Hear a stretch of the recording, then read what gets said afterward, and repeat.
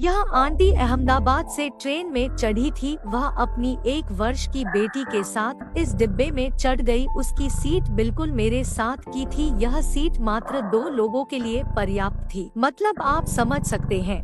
मैं जब अहमदाबाद स्टेशन पर उतरा तो उसके पति से मिला। उसके पति ने मेरा मोबाइल नंबर लिया और मुझे कहा कि प्लीज मेरी बात मेरी बीवी से समय समय पर करवाना। मैं मान गया और अपना मोबाइल नंबर उसे दे दिया। उसका नाम सुबोध था। वो उतना सुंदर नहीं था पर उसकी बीवी का नाम शालिनी था और एकदम बिल्कुल मिल्क की तरह वो साफ सुथरी थी। उसने उसी समय अपनी बीवी से मेरा परिचय करवाया। उसकी मुस्कान में जादू था, जैसे कि एक नया फूल बाग में खिल रहा हो।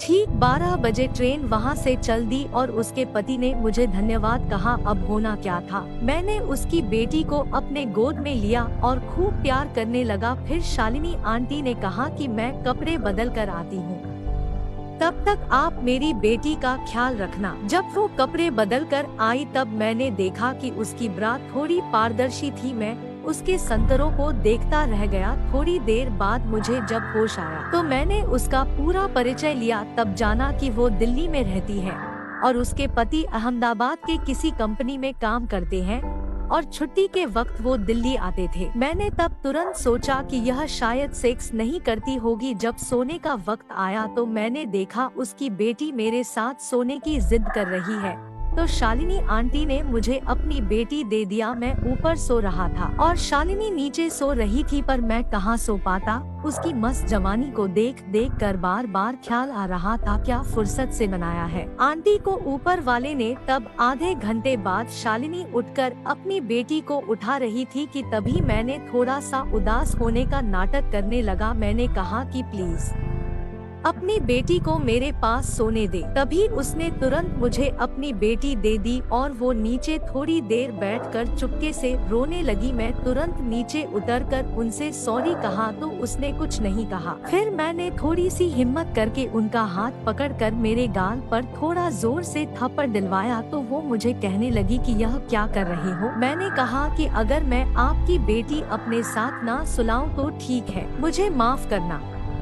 तो वो थोड़ा और रोने लगी। मैं उस डिब्बे के बारे में बता दूं, वैसे तो हमारे बगल वाली सीट खाली थी और हम एसी में यात्रा कर रहे थे, तो उसमें पर्दे लगे होते हैं जिससे कोई हमें देख नहीं सकता था। मैंने उसका हाथ पकड़कर पूछा कि वो क्यों रो रही है, तो उसने बताया कि उसके पति उससे प्यार नहीं करते हैं और ना ही उसकी बेटी से। तो मैंने कहा ऐसा ना कहे, वो आपको जरूर याद करते होंगे। फिर वह और रोने लगी। मैंने और थोड़ी सी हिम्मत करके उनके आंसू पोंछे तो उसने मेरे हाथ को पकड़कर किस किया, जिससे मैं कुछ ना कह सका। मैंने धीरे से उसके कान के पास जाकर कहा कि मैं उसकी बेटी से और उसकी खूबसूरत माँ से बहुत प्यार करता हूँ।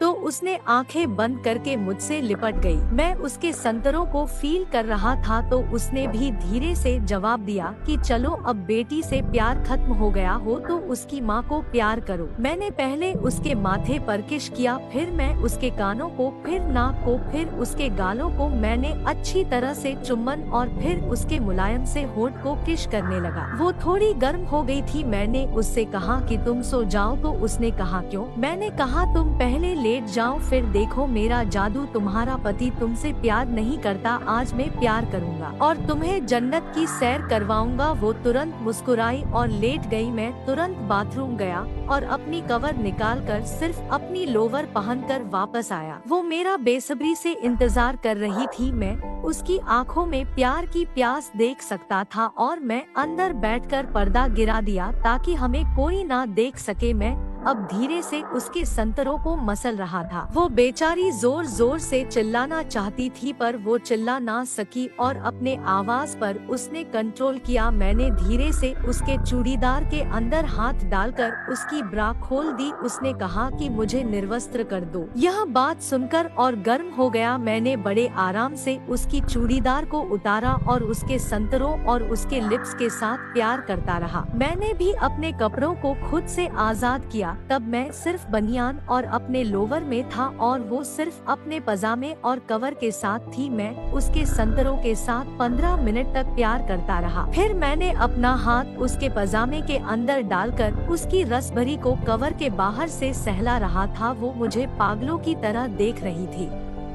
फिर उसने मेरे लिप्स को प्यार से काटा जिससे मैं और मेरा पेंसिल और गर्म हो गए। मैंने अपनी हाथों से उसका रस्सी खोला और उसकी कवर को थोड़ा नीचे कर दिया और अब धीरे धीरे उसकी रसभरी के अंदर अपनी उंगली अंदर कर रहा था। उसकी रसभरी तो पहले से हाय गीली थी। अब मैं अपने दोनों उंगली से उसके क्लिंट को टटोला तो उसकी सांसें तेज हो गई और मुझे वो नजारा देखने में बड़ा मजा आ रहा था। मैंने अचानक 3 उंगलियां उसकी रसभरी में जोर जोर से अंदर बाहर करने लगा। अब तो वो बेकाबू हो गई थी। वो मेरा साथ देने लगी थी। मैं उसे किस भी कर रहा था और एक हाथ से उसके संतरों को मसल रहा था और दूसरा हाथ उसके रसभरी में जोर जोर से घुसा रहा था। तो उसने कहा, ऐसे तो मेरे पति भी नहीं करते हैं। तो मैंने कहा, प्लीज इस वक्त अपने पति को मत याद करो। तो वो थोड़ा मुस्कुराई और मैंने उसे कहा, अब मेरा क्या होगा? तो उसने कहा, तेरा भी वही होगा कालिया जो सब लड़कों का होता है। फिर उसने मेरे पेंसिल को टच किया तो वह तना हुआ था। उसने कहा, आज दो मजा आने वाला है। फिर मैंने बहुत सारा प्यार किया जो उसे उसका पति ना दे सका। वह भी मेरा साथ दे रही थी। फिर उसने कहा कि सतेंद्र अब और ना तरसाओ। वह वक्त आ गया जब मैं उसकी रसभरी में अपना पेंसिल अंदर करने वाला था। जब मैंने अपना पेंसिल अंदर किया वो चिल्लाई। मैंने मुंह पर हाथ रख दिया और पेंसिल को अंदर करता गया और जब पूरा पेंसिल अंदर हो गया फिर मैंने अंदर बाहर पेंसिल को किया। अब उसे मजा आने लगा था और मुझे जोर से दबा लिया। इस तरह ऐसी डिब्बे में मैंने आंटी को ट्रेन के सफर में जन्नत की सैर कराई।